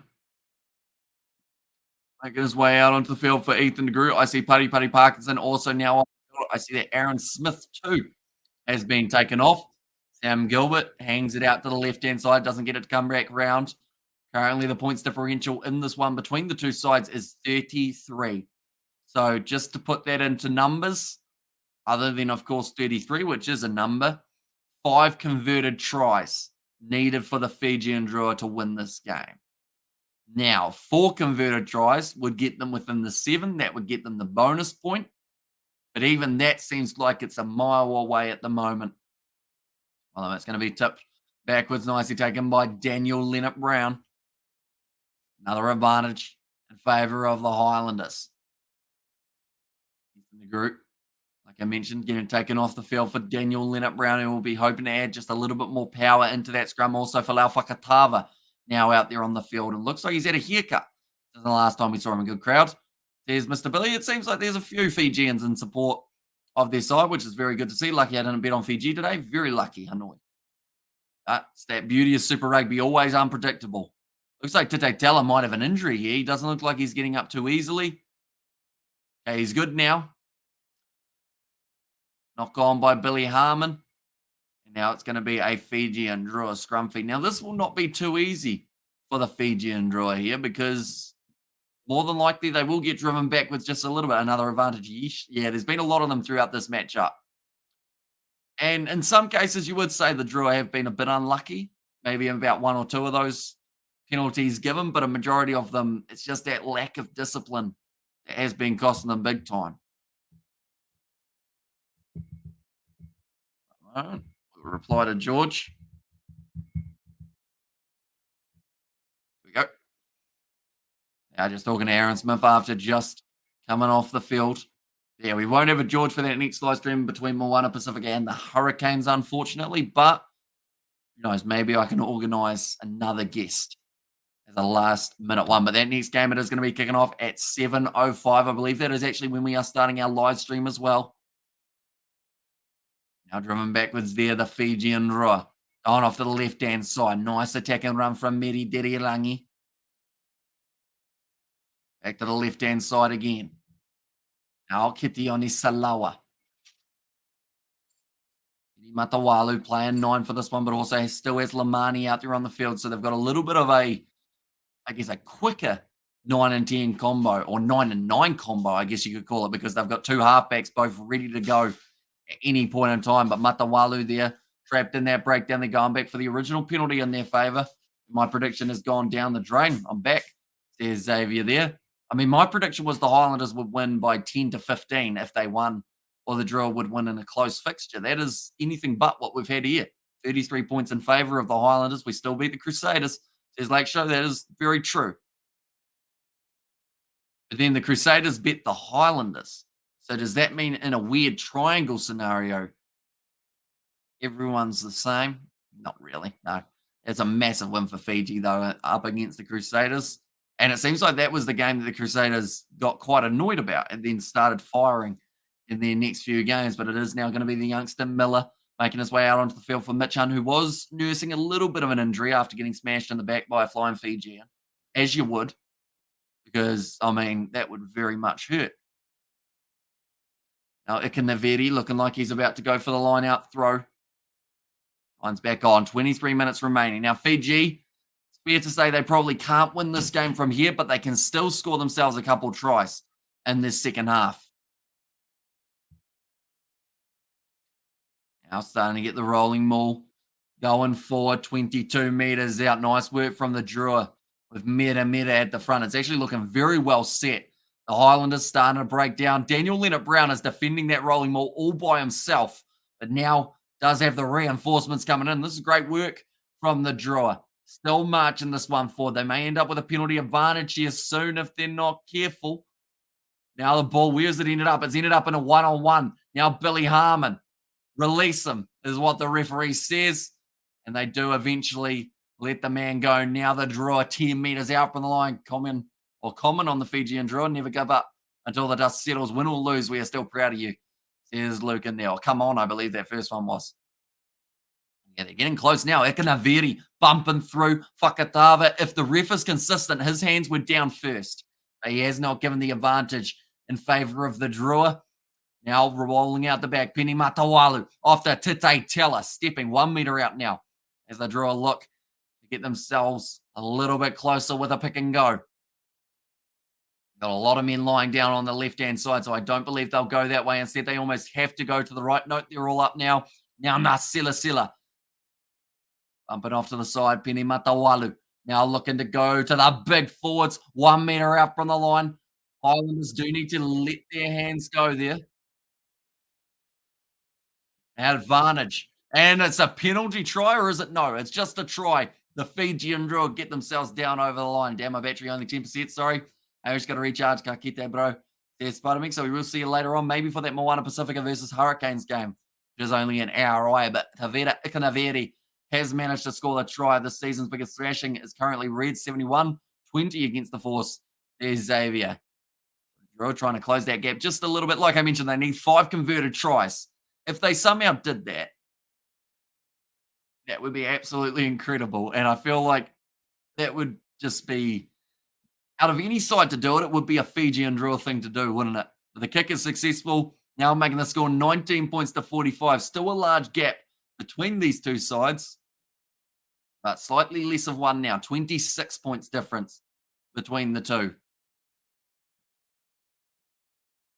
They've said if they can get some momentum, last 20 minutes could be deep water for the Highlanders, which sounds weird to say with such a lead on the board. But if they go try after try, just start creating that extra pressure, then the Highlanders, with them making those changes, getting rid of Smith, getting rid of Hunt, getting rid of a few of those other more experienced players, Paddy Parkinson, De Groot off the field as well. And yes, thanks for the motivation, says Koro in there as well. But now the Highlanders walking up to the halfway line. We haven't seen throughout this match so far from them, but it is going to be kicked downfield, over the top, nicely taken by the Fijian Drua. And one more try for the bonus point, at least, says Debater. That is, oh no, not the case. Sorry, Debater. Different competition rules. You have to be 3 or more tries ahead of your opposition in this comp, which is a weird rule compared to the Northern Hemisphere. But yeah, pretty much they could cancel out the Highlanders bonus point if they score once or twice more. I think it's twice more. But yeah, for them to get the bonus point, they'd actually need to get another 6 tries, which seems quite crazy. Now back across to the right for the Fijian Drua. I've never understood why they go with the 3 or more tries than your opposition rather than just the 4 tries equals bonus point. I guess it's because there are normally so many tries scored throughout a Super Rugby matchup. Now, Lagardo stepping nicely, dragged down on the halfway. Highlanders currently in possession. Now back. Broughton goes to Connor Garden Bishop. Flat pass goes across to Sam Withy. Passes out wide to Jonah Lowe. Kicks it in behind. Looks like the Fijians will have this one covered. Ravatamata, he decides he wants to pin his ears back. See whether or not he can pierce a gap. He's taken down nicely by Daniel Leonard Brown to kill that momentum. What are you having for dinner tonight? I'm having pub-style crispy wedges. I'm probably just having some shoestring fries, to be honest, and maybe some chicken, actually. I got some chicken there. Chicken and chips. Classic Kiwi tea, I guess you could say, just the stock standard. Yeah, after this live stream, we have got our next one, Hurricanes, taking on Moana Pacifica. And then after that game, I believe we've got a little bit of a gap until 8:30 a.m. the next morning. That's going to be knocked on by the Fijian Drua on the halfway line after a bit of a counter-attack. So the scrum will use up more time. That is something Fiji will not want. The Highlanders, they will take it as a welcome break at this stage. But Ravatamata, he's been dangerous in the last 5 minutes or so. Actually been breaking the line well. The biggest victory margin was 96 points to 19 when Crusaders had over the New South Wales Waratahs. I don't think we're going to get to that stage in this contest. In fact, I think Fiji, the draw, I think they're going to get themselves, I would say, another 1 or 2, to be honest. 2 more tries seems like a lot, but seems like it won't be too far away. Definitely because they have got a lot of talent coming off that bench. The likes of Matawalu, Thanakai Vata, Mira, Tete Tala. He's had a real impact since making his way out onto the field. But I do see that Tui Whangalele, I believe, is now making his way out onto the field. And that is Zoro Vakatini Tua Whangalele. He is replacing, I believe he is going on the field 4. I'll just make sure it is the number 5. Yes, it is. So it is Rotui Solia. He's out there. But a young Highlanders, number 16, getting the opportunity now. Going from under 20s to Super Rugby. A lot of injuries for the Highlanders, of course. And anything with chips says 4 layers of strength. The thing is, I've had wedges and chips together before as like a combo. Not like a proper one that you buy from like a restaurant or a fast food place, but like chips and wedges, they're just different styles of potato. I eat a lot of potatoes. If there was ever a time to get a potato sponsor, it would be now. Because, there's plenty of potatoes about. I think we're going to probably have some in the garden for Christmas. Don't know when we plant them. We're going to have to do strawberries, though. Having a reunion here, 50 years for these boys. John Wright, actually in there. University B, 50 years ago, they beat Southern. One of them looks like my neighbour, but it's not my neighbour. I know that my neighbour's in his house at the moment. Right. Ball goes in. Now Broughton goes across to Falau Whakatava. Jonah Lowe Now kicking that one in behind, looking for the 50-22. It drifts, but it is just outside, so about 25 meters out from their own line now. The Fijian Drua will have another attacking opportunity, but they won't want to kick this ball away. They'll want to try and run it, even though it's the risk-reward scenario of if you get it wrong, Highlanders are hot on attack. If you get it right, though, you may be able to get a few extra meters, get towards that halfway line so that if the Highlanders do eventually get the ball, you don't have to worry as much. Now 6 minutes before we get to the 70-minute mark, we have got high from, hopefully I pronounced this correctly. Is it Sinai Millie? Hopefully I've said that correctly. I do apologize if I have mispronounced that one. Hope you are doing very well. Drua looking for another try, and Penny Matawalu manages to get the advantage for offside. Now wide, cut out pass, nicely taken down the wing. Big shot put in on Sefu Masi, but they're going back for the penalty.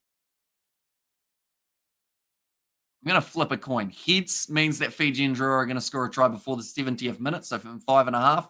Tails means they won't. It's heads. They're going to score another try before 70 minutes. That is, of course, about as official as you can get in terms of a prediction. I had to rejoin as my laptop was continuously buffering. Corn cobs. Just keeping going out. That is something I haven't had in a long time, is a corn on the cob. My iPad buffered too. Might be my Wi-Fi. I think it's playing up a little bit at the moment, so hopefully it does sort itself out relatively soon. We've still got another live stream just a little bit later on tonight with Moana Pacifica taking on the Hurricanes. Nice run forward from, I believe it would have been Upper Salomi Vota. I think the stream paused for a bit, says Nazi Williams. I did see that it dropped in viewers quite a bit all of a sudden and then went back up. So maybe it did cut out a little bit and then pop back in. Hopefully everyone can hear me nice and clearly for the last 15 minutes of the stream. Going to be to Thanakai Wata. In fact, no, Meta. The man with that ball. Ekanaveri now, 14 meters out from the line.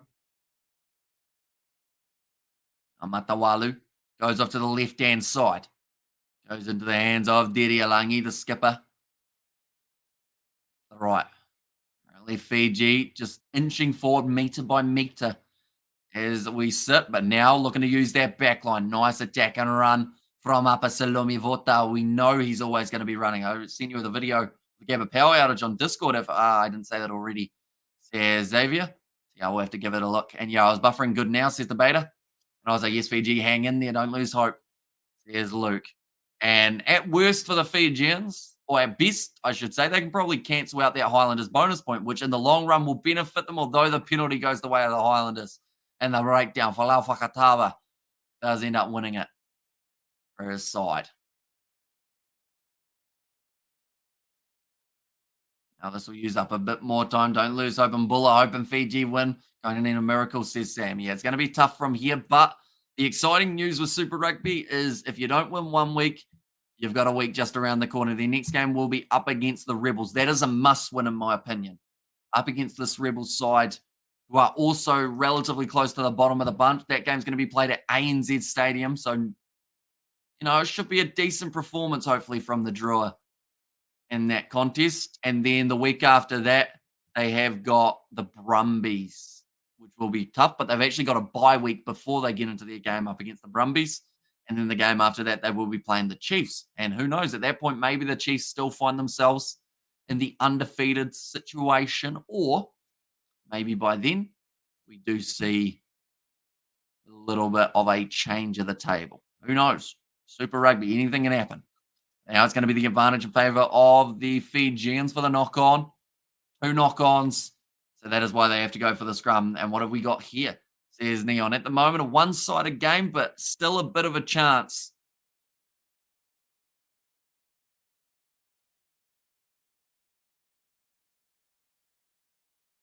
Bilal Fakatava wanted the ball at the front. He asked for it to be thrown. Then he looked away, and then the ball got thrown in. The one time that he wasn't looking, he had a bit of a smile on his face, so you could see the funny side of it. Fakatava and Drua lucky Rebels pulled one out of the hat, beat the Waratahs, says Debater in there. Ain't that the truth, Sam? Says Nazi. But yeah, that is a must-win for the Fijian Drua, to be honest, because they're sitting in 7th at the moment. They will still remain on their same points at the end of this round. They'll be sitting on 9 points, and their points differential will be a little bit less in their favour. But the Rebels, they play later on up against the Reds. So for the sake of the draw, the Reds kind of need to win that game. But also, if the Drua want to get into that kind of top 4 region, they need the Rebels to win. But then they still need to beat the Rebels either way. So it's just more of the case of, do they prefer to be a bit more cemented in the top 8, or do they want a higher ranking in the top 8? I think just being in the top 8 would be very, and Santa, where's me even bike, but a Kevin Bloody Wilson. Good old throwback in it.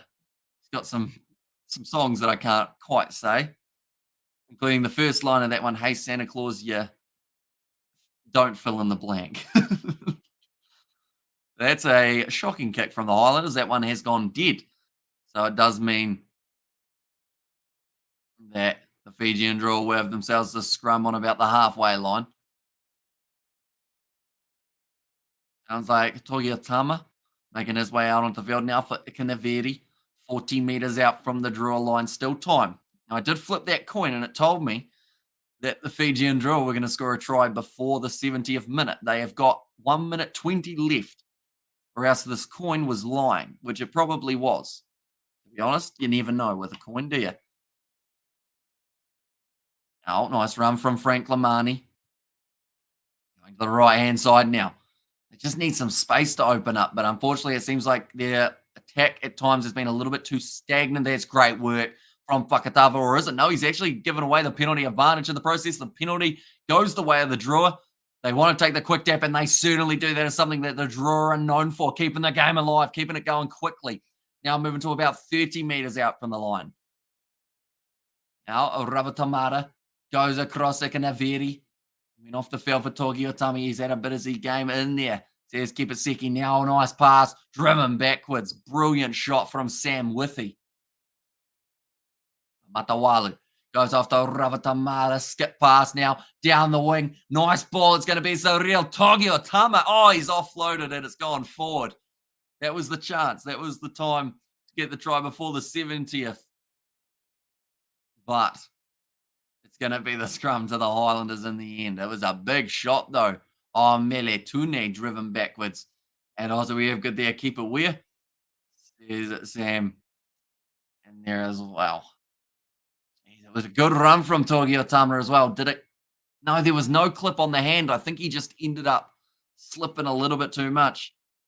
I've been to Kevin Wilson's home city. There's Kiwi game in there. But Sam Gilbert, he has certainly had a good game throughout this match. He's been busy, so I think he would be close to man of the match, although there's a couple guys in that loose forward trio, such as maybe a Broughton, maybe Sam Withy as well, worth a shout for player of the game. The next game for Moana Pacifica, for the Highlanders, is up against Moana Pacifica, and then they do play the Hurricanes, followed by a bye. 10 minutes remaining for La Fakatava, feeding the ball in now for the Highlanders. That one's going slightly sideways. Now, back across. Oh, that was high. From, unfortunately, Tete Teller. Did end up giving away the advantage. Kick downfield. Now we'll go back for the penalty in favor of the Highlanders. So this will use up more time on the clock. So currently still keeping their bonus point. The Gabba is famous for thunderstorms, spending test matches, specifically in the 1990s. I'm actually in the process of slightly trying to organise a test match myself. It's not an easy process, though. I've landed a multiple-day Kiwi Lads sponsored test match. I only came up with the idea yesterday, so I've got a lot of work to do in terms of what we're going to do for where it's being played and what's going to be happening for it, what are the rules and everything like that. But I feel like that would be quite a cool thing to have, like an annual Kiwi Lads test match each year. Now, 8 minutes remaining. Congrats to the Highlanders. Thanks for the update, says Sam. No worries. We are going to be back for Moana Pacifica versus the Hurricanes. It's kicking off in only 50 minutes' time. If you are new, be sure to leave a like and subscribe to the channel as well. Ball available at the back now for the rolling ball. The Highlanders is making quite a few meters. Just waiting. Now, short ball goes off to Bugado. That looked like Bugado had some sort of leg injury, though, so hopefully he's going to be all right, although he hasn't got up yet. Now the ball off to Sam Gilbert. Nice run. There's still hope for the Highlanders to bring up that 50 points. All they need is another try. Fakatava, the ball bounces out the back. Now offloads to Connor Garden Bishop. He was on the field earlier than he anticipated due to the injury we did see, but also there was an earlier injury after Huey did have to go off the field. Now Sam Gilbert, good hands out to Jonah Lowe. And appears the defensive line not able to do so. Counter-ruck there from the Fijian Drua. They don't quite get it now. Short ball from Fakatava goes off to Daniel Leonard Brown. Now again, Fakatava goes it to Sam Withy. That man deserves a try, I think, with the way that he has played, but I don't know whether he's going to get it for Tulipai. A great run forward with all of his momentum. Now ball back. All they need to do is get this one wide. It's going to be the try for Bengado, even though he limps in the try. I don't know whether or not he should be continuing this match, but I don't think they've got any more subs. He just had to pretty much limp with, I think it's his hamstring. He's going like this. I don't know what this means. Well, not in rugby anyway. But yeah, good work from Bengado. He could get a hat trick on one leg at this point if he's lucky. In Calgary West in Australia, we will go like this. There we go. The 50 points now up on the board for the Highlanders. Certainly hasn't been the Fijian Drua's day. They've had moments in this match where they have looked like the Drua that we're seeing from the past few weeks, but there's certainly improvement to be made before their next game up against the Rebels, which will be next week. That was high from one of the Fijian Drua players. Had to be a bit careful with that one. I thought they might have gone back for the advantage had they not made their way over the try line. Bengado just pretty much almost one leg drags one of them to the try line. He's either done his groin or a hamstring, I think. There's now going to be Sam Gilbert, sorry, I should say, with the kick. Hello, Hamish Bro says, Michelle, welcome in. Hope you are doing well. Also, my mum and dad, they do say hi, Michelle. Say that you were asking about them the other day. Yeah, they did say that they hope you're well also. Hi, says George. And 10 more to go for the Highlanders, says Debater. And then you will have it spot on. And once again, George, I saw it the first time. You don't have to spam it. Oh, Bengado. It's got the bandage quad / hamstring region as well. And thanks for the updates there, Seven. No worries at all. We will be doing updates all throughout the Fijian Drua season. Also, alongside that, we are doing the Hong Kong Sevens next week, where we get to see the Flying Fijians in action in the group stage up against Samoa, Argentina, and Canada.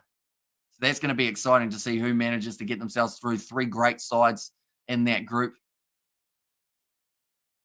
Hopefully the Fijians do well. Going to be kicked high by Fakatava. Now drifting down nicely. Now Ravatamata trying to counter here with a nice bit of play, but a great tackle made by Fatuli Paya. Solid. Going to be the advantage in the ruck against the Highlanders. Judah knocking the ball on. Still 5 minutes remain. Looking for another offload. Great work from Fiji. Now the space starts to open up. What can he do with it? Asefo Masi kicks it in behind. Got the pace. In fact, it's Ravovo. Hits his own kick. Looks for the offload. Finds Lamani. That is the Fijian Drua that we love watching. Oh, he's been dropped on his face by the covering defense, Miller. But Frank Lamani gets his second of the contest. And that has given the Fijian supporters something to cheer about. That was probably one of their better tries of the season. So, well, the Landers got the 50. They certainly did. It was a nice ball from Fiji to somehow keep those offloads alive. Great hands from Tite Teller to be able to slap that ball on. And then the kick in behind from Ravovo. Heard Lamani shouting for it. Found that offload. And then they just weren't quite able to stop him in the corner. Great try for the Fijians. And promising. If they do that next week against the Rebels, they're scoring a lot of tries. But the problem is finding the momentum to be able to do that after the start that they did have in the contest. But it is currently 50 points to 24 after 76 minutes. Who won? Still going on, but the Highlanders will walk away from this game more than likely with the 5 points, unless the Drua manage to get themselves 2 tries in the next 3 minutes. Which, I mean, if any side can do it, it's Fiji. We've seen that in the past when they scored their 3 tries. Was it in 5 minutes? Or something ridiculous like that? You not spam, please. Says Benza Blaze to George. Low kick. Knew that he was going to have to get plenty of distance on it. It was a great take from the youngster behind the post, though. It was an awkward bouncing one. He managed to take it very nicely. Now, with 3 minutes remaining, the score is sitting 50 points to 24. Big shot. It was that first offload, though, that really created the gap for Ravovo. And average New Zealand scores 274. Nice playing. Arachin Ravindra, the debutant, made 49, and Glenn Phillips, Finn Allen also contribute for New Zealand scorecard. Do you think it's going to be enough against Sri Lanka for Shell, or do you think they will be able to chase it down? I guess it's just over that 5.5, or just under 5.5, I should say. Over. Long. Nicely taken by the Fijian Drua, close to the touchline here. Meta. Forward nicely. 2 minutes remain. The Fijian Drua, they still have time to be able to get themselves another try here. Nice run forward, although he's looked for the offload and it has backfired. Jonah Lowe now has ended up with this ball. I also see Zariel Togio Tama has stayed down and back play. Nice inside ball to Cotton Garden Bishop. Offload. Grubber from Broad, and it's going to sit up, and it's the try for the youngster. Miller gets it, and that's going to be another one for the Highlanders. This game just keeps on having try after try after try. A demolition, says Masagawa. That's going to be Cam Miller, his first try of his career for the Highlanders. Highlanders showing Crusaders how it's done, says Debater. And also, we have got that. No, I didn't, says George. Yeah, but Jonah Lowe, he did well to find the right pass, which was for Tulipai, who then went across the inside ball. And it was actually the kick from Broughton, who is close to a man of the match. And that's on an Inkies said Drua getting destroyed. Although they've had their moments, it's just the penalty count's been too high. The handling, it's been rough. I believe the Highlanders have given away 3 penalties compared to the Druas about 11 or 12 in this contest, which is always going to be tough to build that momentum when you are getting penalised. But Lamani almost got his hand to it, but Miller did get that try. Now, 55 points to 24. We've got 45 seconds left. I believe Cam Miller, he may take his time with this kick, but maybe not so much time that we don't get one last player in this contest. I feel like all the crowd want to see it. That is for sure. Cam Miller, 30 seconds will be remaining, and he has just snuck that one over the left-hand or the right-hand side. And as we look at the Highlanders champions 2023, says Saku-chan. I mean, this is a much better performance from the Highlanders than what we've seen in their last few outings. Look like they've found that little bit of a spark back. It's just whether or not they end up with those too many injuries might be the difference maker for them. That's that's an awkward landing for Sam Gilbert. Unfortunately, it's not a penalty because he got taken out. I think he's hurt his fingers, though, or his back. I think it's his back. Someone pushed one of the Fijians to the side, and he is apologizing for it. They're going to go upstairs, but I believe it was one of the Highlanders ended up making contact with a Fijian. Just not the Drua's day, says Seva. And hi from France, says Saku-chan. Welcome in again. They're checking for foul play. He fell into where Gilbert was jumping. Justin Marshall sees nothing wrong with it. The replay could show something different, but I believe it was just a case of an unlucky situation of he ended up jumping for it early, and then, he ended up had his eyes on the ball. He jumped early, so unfortunately they may say he wasn't in a position to be able to win that ball. But I think if Sam Withy wasn't in front of the man who went for the ball, 6 was in the way. That's the main thing. They're saying that maybe Tanakai Vata has jumped early, but if you've seen this man in the 7th circuit, he was getting to that ball had there not been impact from Sam Withy, but I think they're going to end up saying it's foul play. It's an early jump. It's reckless. They're going to give him a yellow card, which is a bit unlucky for Tanakai Vata because, like I mentioned, he's the kind of player who we saw earlier on in the match. He slapped that ball back and kept it in position for the Fijian Drua. Deria Langi just asking that question. They're going to end up with the yellow card. And yeah, just not the Drua's day. And Amish Bro, this game was the last game of the season. Says Michelle, not quite. We've still got another 10 more matches that are going to be continuing for this season. But it is that's actually kicked into touch. They tap it in, they kick it out. Into the game, 57 points to 24. The end result for the Highlanders. I'm learning Dutch, says Xavier there. And also we have got the Highlanders dropping like flies. And also Hamish Brother, my southern compadre. Good to see you. Good to hear from you. Doing a good job, my brother. Keep the love flowing, says Justin there. Do appreciate you being here, mate. And your next game just around the corner. Hurricanes taking on Moana Pacifica. Should be a great contest. We will be covering that one on the channel as well. I'm not sure whether or not I am doing it solo or whether I will have a guest for that live stream. I know that George is not available for that next stream, but whether or not I can try and convince one of my parents to join me for that one, we'll have to wait and see.